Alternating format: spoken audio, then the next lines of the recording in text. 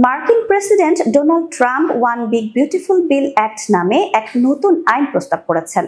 এই বিলে কর হ্রাস, সরকারি ব্যয় হ্রাস এবং সীমান্ত নিরাপত্তা উন্নত করার পরিকল্পনা অন্তর্ভুক্ত করা হয়েছে। বিলের একটি গুরুত্বপূর্ণ অংশ হল মার্কিন যুক্তরাষ্ট্র থেকে অন্যান্য দেশে অর্থ স্থানান্তরের উপর ৫% নতুন কর চাপানো। বিস্তারিত থাকছে ডেস্ক রিপোর্টে। ওয়ান বিগ বিউটিফুল বিল অ্যাক্টে বলা হয়েছে যে সমস্ত রেমিটেন্সের ওপর ৫% কর ধার্য করা হবে। কর সংগ্রহ করবে মার্কিন ব্যাংক বা পরিষেবা প্রদানকারীরা। তারাই এই কর সংগ্রহ করে সরকারকে দেবে। যদি স্থানান্তরের সময় কর পরিশোধ না করা হয় তাহলেও পরিষেবা প্রদানকারী দায়ী থাকবে।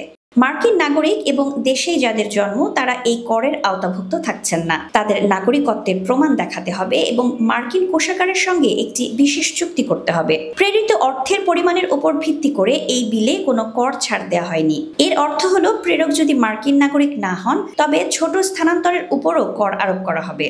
এর ফলে সবচেয়ে বেশি ক্ষতিগ্রস্ত হবে ভারত, কারণ ভারত আমেরিকা থেকে সবচেয়ে বেশি পরিমাণ রেমিটেন্স পায়। 2023-24 সালে ভারত 118.7 বিলিয়ন মার্কিন ডলার পেয়েছিল।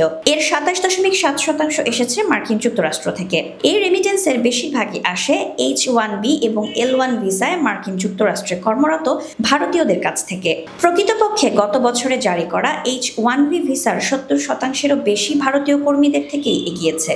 বিলটি আইনে পরিণত হলে অনেক প্রবাসী ভারতীয়কে দেশে তাদের পরিবারের কাছে টাকা পাঠানোর জন্য অতিরিক্ত চার্জ দিতে হতে পারে। এর ফলে ভারতের মোট প্রাপ্ত অর্থ কমে যেতে পারে। এর প্রভাব বৈদেশিক মুদ্রার রিজার্ভের ওপর পড়বে বলে মনে করা হচ্ছে।